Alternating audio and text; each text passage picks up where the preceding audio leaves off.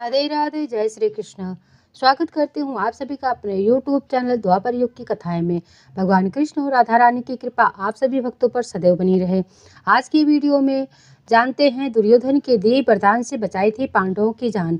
Video में आगे बढ़ने से पहले यदि आप चैनल पर नए हैं तो प्लीज़ मेरे चैनल को सब्सक्राइब कर लें और बेल आइकन दबाना ना भूलें, जिससे कि मेरी आने वाली हर वीडियो की नोटिफिकेशन सबसे पहले आपके पास पहुँच सके। महाभारत युद्ध के दौरान कौरवों के पास 11 अक्षौहिणी तो पांडवों के पास मात्र 7 अक्षौहिणी सेना थी। इसके बावजूद पांडव कौरवों को सर्वनाश करते जा रहे थे। इससे चिंतित दुर्योधन भीष्म से नाराजगी जताते हुए आरोपों से आहत भीष्म कहते हैं कि अगले दिन दिव्य 5 बाणों से पांचों पांडव खत्म कर देंगे। मगर ठीक इसी रात पूर्व में अर्जुन को दिए गए एक वरदान के चलते ये पांचों तीर वो उन्हें दे बैठता है, जिसके चलते पांडवों की जान बच गई। लेकिन दुर्योधन खुद अपनी मृत्यु की पटकथा लिख बैठा। जानते हैं कि कैसे थे वे दिव्य बाण और दुर्योधन ने क्यों अपने शत्रु को दिया था वरदान। महाभारत में अपनी सेना को गाजर मूली की तरह कटते देखकर हार से घबराया दुर्योधन बौखला उठता है।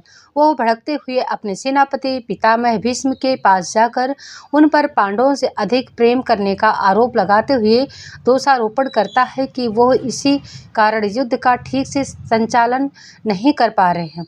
दुर्योधन के मिथ्या आरोपों से भीष्म क्रोधित उठते हैं और अपने तुनीर यानी तरकस से सोने के 5 तीर निकालकर मंत्रों से अभिमंत्रित कर देते हैं। वह दुर्योधन को बताते हैं कि कल वो इन्हीं 5 बाणों से पांडवों का वध कर देंगे। भीष्म पर पूरी तरह भरोसा नहीं कर पाने के कारण वो उनसे 5 तीर यह कहते हुए ले लेता है कि यह उसके पास पूरी रात सुरक्षित रहेंगे। सुबह वह खुद उन्हें सौंप देगा। मगर इसी रात अर्जुन उससे आकर वह तीर मांग ले जाते हैं और उसकी योजना धरी की धरी रह जाती है। युद्ध शुरू होने से पहले सभी पांडव जंगल में रहते थे। जहां पांडव रह रहे थे वहां सरोवर था। दुर्योधन भी अपने निवास के लिए सामने ही शिविर लगा दिया था।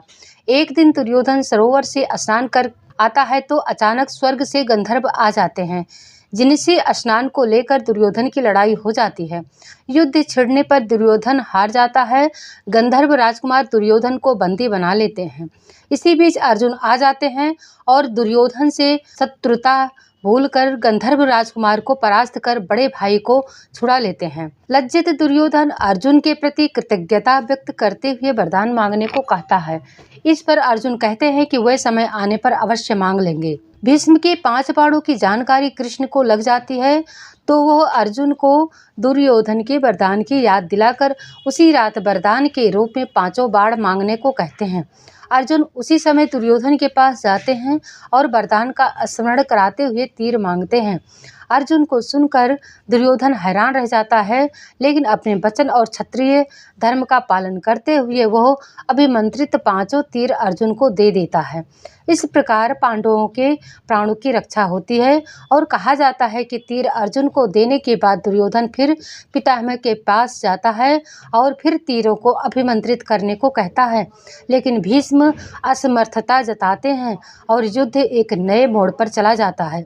बोलिए भगवान कृष्ण की जय, राधा रानी सरकार की जय। प्रिय श्रोताओं, अगर आप लोगों को मेरी यह जानकारी अच्छी लगी हो तो प्लीज़ मेरे वीडियो को लाइक करें, शेयर करें और मेरे चैनल को सब्सक्राइब करें। धन्यवाद।